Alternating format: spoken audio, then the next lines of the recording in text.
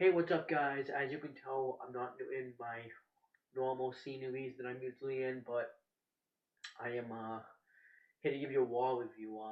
This was a mad weird. Yeah, this is going to be the final wall review of the year. I'm actually sleeping over a friend's house, though, as you can see. Um, but yeah, this is going to probably. I don't think this will be my final video of the year. I'll come out with one more tomorrow. I don't know what it's going to be yet, but it's going to be something good. Um, But let's just get right out to Monday Night Raw. So I have my notes on my new phone right here,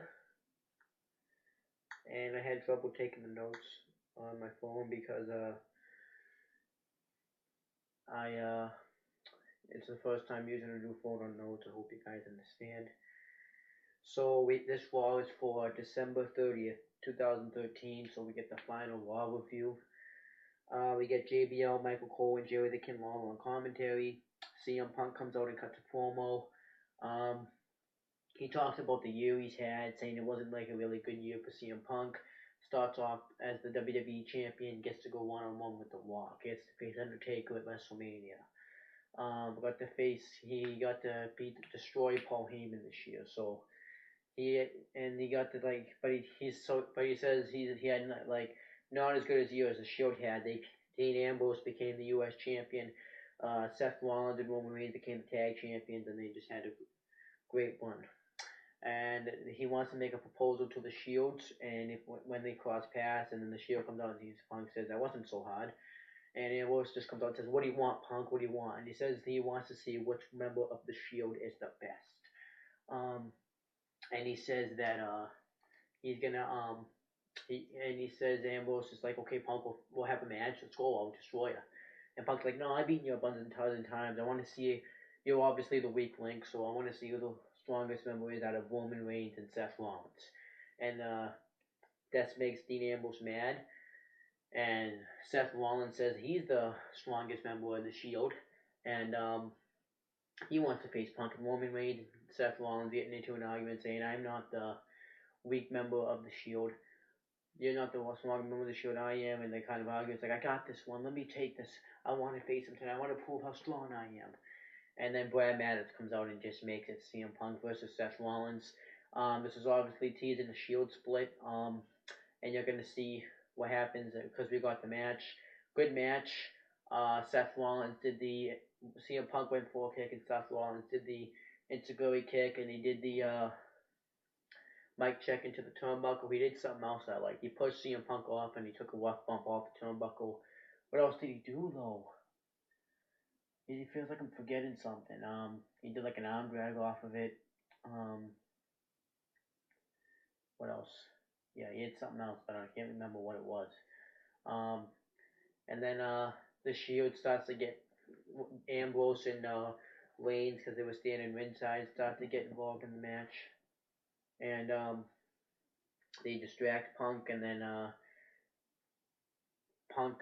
Rollins hits his finisher, not the knee move, but he hits like, I forget what it's called. It's like the finisher the other finisher he has in 2K14, and he's about to pin Punk, but Ambrose and Reigns are distracting the ref, and by the time the referee's there to make the count, it's too late. Punk kicks out at 2, which it was really like, I think like 9 or something, and then Rollins yells at the Shield. Punk tosses Rollins into the Shield. He goes to dive on them, but Rollins counters, and then goes to dive on Punk, but he catches it into a go to sleep and gets the win. Afterwards, the Shield kind of argue afterwards. So yeah, they're definitely teasing the Shield split. I think they'll do Roman Reigns versus Dean Ambrose versus Seth Rollins at Mania for the U.S. title, and have Roman Reigns win the championship, and he'll go on his mid-card run for the U.S. championship. And I think after that, and I think they're going to tease it more and more. Maybe at the Royal Rumble, once it's really every man for himself, Reigns will eliminate one like Ambrose or something, and that's going to be the turning point right there. Next match. We have Brad Maddox and the referee backstage wanting to make sure the app was wanting to make sure the IC title match is good.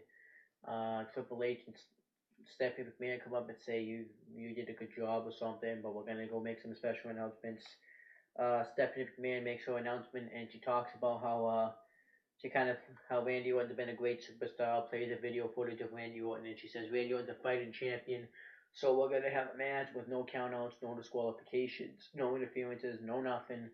The only way the match can is by pinfall submission. It's gonna be Randy Orton defending the WWE World Heavyweight Championship against John Cena at the Royal Rumble. I knew that was coming, so it's fine. I think that's kind of cool. I don't know. I'm not really a fan of that match. I've seen it a bunch of times. So, and Stephanie McMahon backstage and says, "Hi." She's asking, "Hey, how did I do? Did I do great?" And Triple H is like, "Oh, and Kane's not there, so I guess Brad Max is trying to prove that he's worthy of being the GM." Yeah. Um, and then Triple H like, it's not going to be as great as my announcement. Then we get Curtis Axel versus Dolph Ziggler. All right. One good thing was when Curtis Axel like hit the turnbuckle and he went face down. That was cool. But Ziggler gets the win with the zigzag because Curtis Axel was being too confident. So I think that's fine. They're not really going anywhere anyway. So next week's going to be the old school Raw, and later on in the show we find out that next week it's going to be CM Punk versus Roman Reigns, and they're going to probably have Roman Reigns get the win to prove that he's the dominant member of the Shield. But yeah, we're going to get the old school Raw. I think Ric Flair is going to be there. They kind of talked about that, so yeah, I think that's fine. And then we get Biggie Langston defending his Intercontinental Championship against Fandango. Good match. I thought this match was just going to be nothing. Langston starts off dominated, and Fandango kicks him in the knee, and he goes face first into the his nose hits Fandango's leg, and he works on the leg. He gets him in a leg hold. He does a bunch of leg moves. He works on the injured leg in the match. Biggie Langston has to make a comeback as a belly to belly over the top rope. And he goes for the splash, but Fandango counters, does a tornado DDT, which looks cool. And then Biggie Langston just did his clothesline and hit the big end for the win, and retained the championship. I thought this was a good match. It wasn't bad. And I think I like what Biggie Langston's doing with the title. At least he's defending the title, unlike Dean Ambrose. They're not defending the championships. It makes me mad. New Year's Eve party, Booker T, Xavier Woods, R-Truth, primetime players, bunch of divas come out. It was kind of nothing. Booker T says you're going to get a final year spinning Rooney, and then Bad News Barrett comes out on his podium and says, "You're not going to get, you know what? You're not going to be," like, he says, like, you're going to get some bad news this year. And he talks about, like, how, like, the government's going to continue to screw us over. We keep using, like, the video games and stuff, and how we're going to, like, live in poverty. It was cool. I like the podium thing. And then Damian Sandow gets interviewed. He says that he is no matter who gets voted, who his opponent is, because he's sick and tired of being disrespected by people. So he says whoever his opponent is, he is going to if he loses, he's gonna quit. And we get Damian Sandow, and you could have voted for the Great Khali, Miz, or Kofi Kingston. It was Khali. I think Kofi Kingston, and if this was real, Kofi Kingston would have won. It was an alright match. Sandow got him on the ground a lot. Then he just when Khali went for the vice grip, Sandow just moved him over and rolled him up, and Khali's shoulder was up, but the referee didn't see it and got the win. So I thought it was fine. R-Truth versus Brodus Clay with Xavier Woods on commentary. And Brodus Clay kind of destroys R-Truth throughout the match, and then Xavier Woods is like, "I can't take this anymore," for some odd reason. He gets on the thing and says, "Go, hey, look at me," and then the fucking actors come out. R-Truth hits like a pay dirt when he jumps off the top rope and wins. So I'm glad Brodus Clay's a heel, but they're not going about it the right way. They need to have him look like a monster and destroy people, but they're not doing that. So they got to do something different. And then Triple H comes out. Now this is where it gets good. He comes out and he says, "I'd like to welcome back this guy." And I'm thinking, we're going to get a Batista return early. It's because they were talking about it, how he's going to return on the 20th. I figured they would have, like, swerved everyone and have him return tonight, but it's Brock Lesnar and Paul Heyman. Now, I say Heyman because we haven't seen him in a while. Me and my friend were marking out. We loved this. Um, I'm happy that Brock Lesnar's back. I wasn't expecting him to come back this early. He usually doesn't come back until after Royal Rumble, but I'm glad he's coming back this early. Um, and he comes out. Paul Heyman says he wants. He kind of talks about like how Brock Lesnar gets his when Brock Lesnar defeats someone, he just moves on from them.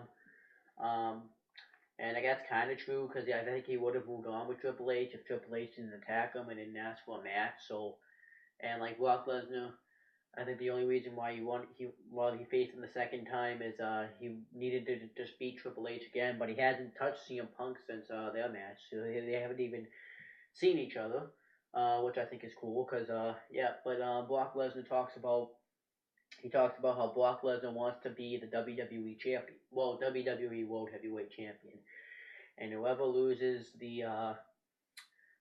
wins the championship match between John Cena and Randy Orton, he's gonna come after them.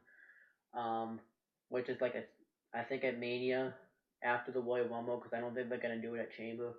At Mania, they're gonna do Brock Lesnar versus. They're probably gonna do John Cena because they're gonna want a baby face to face Brock Lesnar. It wouldn't make sense. Heel Orton versus. Sorry, I'm getting a text. Hold on. I know I'm not getting a text. I got like these weird things on my phone. I have to figure out what to do with those. But it'd be weird if you did heel Orton versus heel Lesnar. It would be okay, but it would just kind of be mad weird. And I guess Triple H too and Brock Lesnar were friends because they shook hands. So, but yeah, what was I? Oh yeah, and then Brock Lesnar actually talks and he says that he's not gonna. He the line he's not he doesn't need to enter a Royal Rumble match. He is the number one contender. The line ends after him, and he says he dares someone to come out and come face to face with him and face him.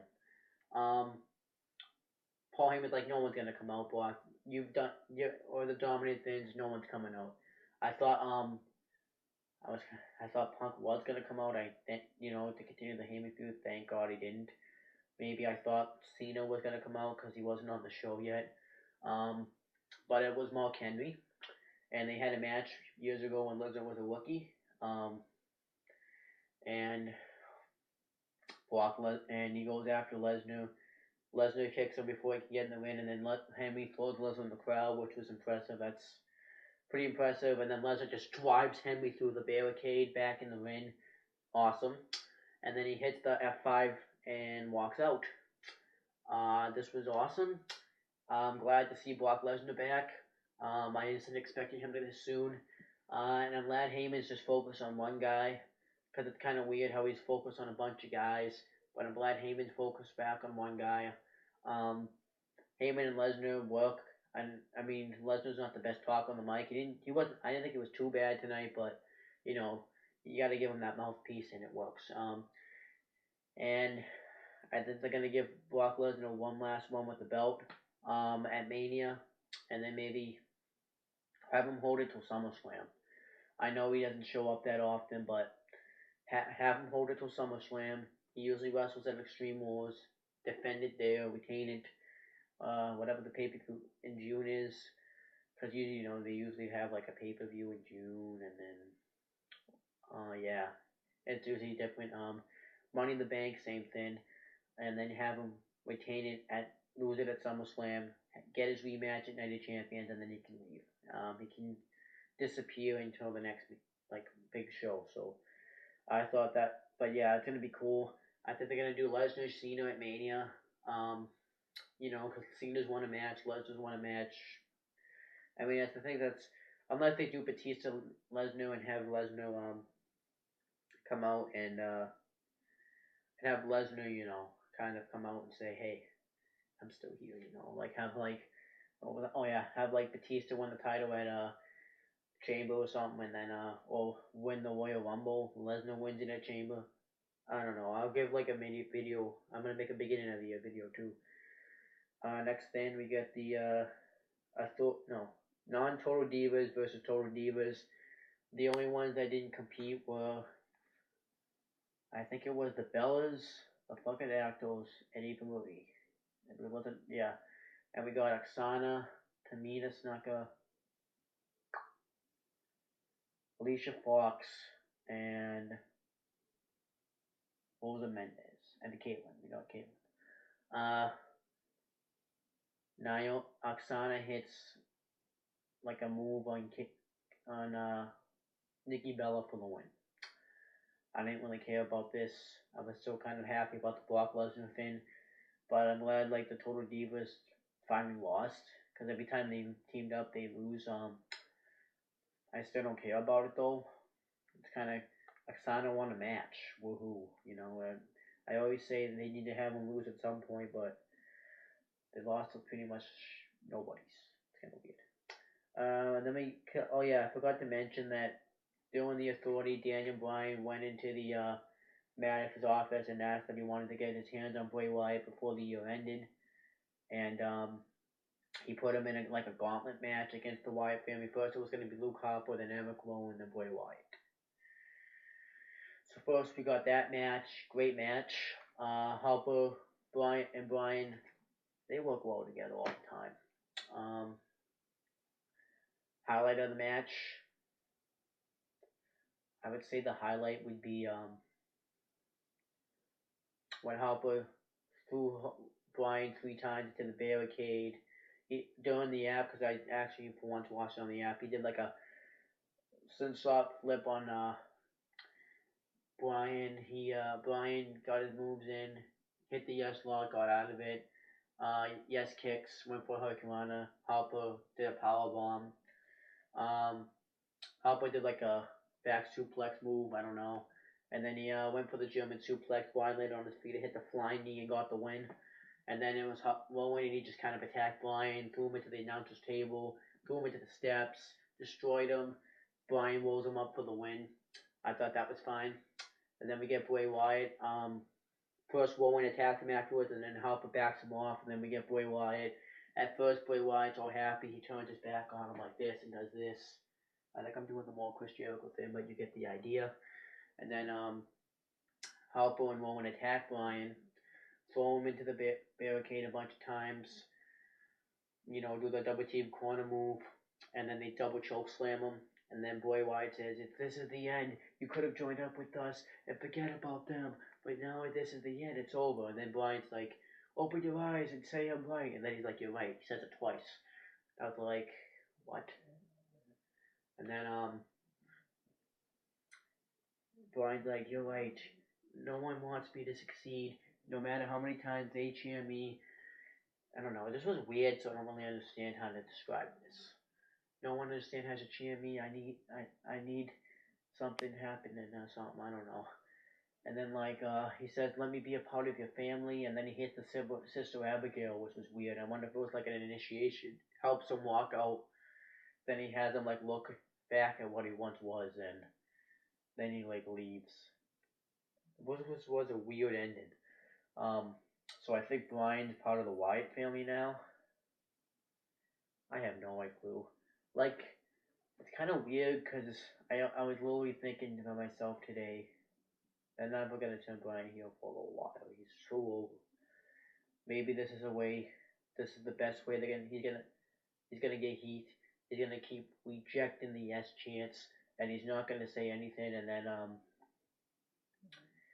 he yeah,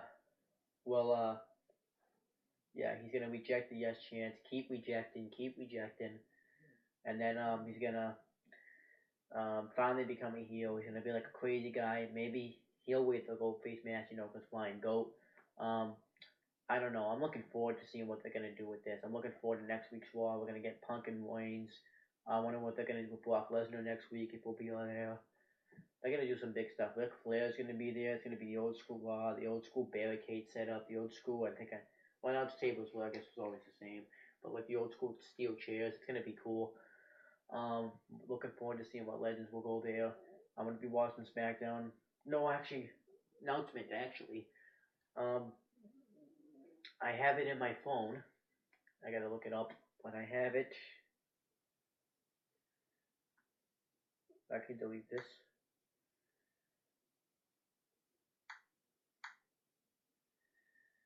I have to see what day this is. Um, January 3rd is the first TNA of 2013. I am gonna be doing no live reactions because I want to see how it is because I'm not really gonna know nothing about it. But I'm gonna be doing a TNA review because I want to see if the company's improved. The last time I watched it was Bound for Glory, 2013. It feels like it was just yesterday I saw it, and it was shit. So I'm gonna watch that show and see if it's improved. I wouldn't be shocked if it didn't improve. I did hear some stuff like about it, so but yeah. But what else though? Yeah, but SmackDown review will come up as well. Maybe I don't know. Sometimes I feel like watching SmackDown. Sometimes I don't feel like it. So get used to it. Um, I'm gonna be. I think it should be good because they're gonna do Cody Rhodes and Goldust versus Luke Harper, and they're going for the tag belts. Maybe they'll put the tag team championships on, or maybe actually we will then. Because I was thinking, I don't think they're gonna tell us anything about the show up, but maybe they'll do something with it on SmackDown. But yeah, that's pretty much it, guys. Um, Happy New Year. No, wait, not yet, actually. There's one more. But yeah, um, New Year's Eve would be a special kind of video. Raw, I think, was a great show. We had Brock Lesnar's return, a great IC title match, great match with Bryan, and the Punk Seth Rollins match was good too. Sandow, Kali, yeah, it was okay, I guess. But yeah, they should have just done Kofi. It would have been a better match, and yeah. But yeah, I wonder if they're gonna do some. But yeah, I wonder what they're gonna do next week. But that's pretty much it, guys. Peace out.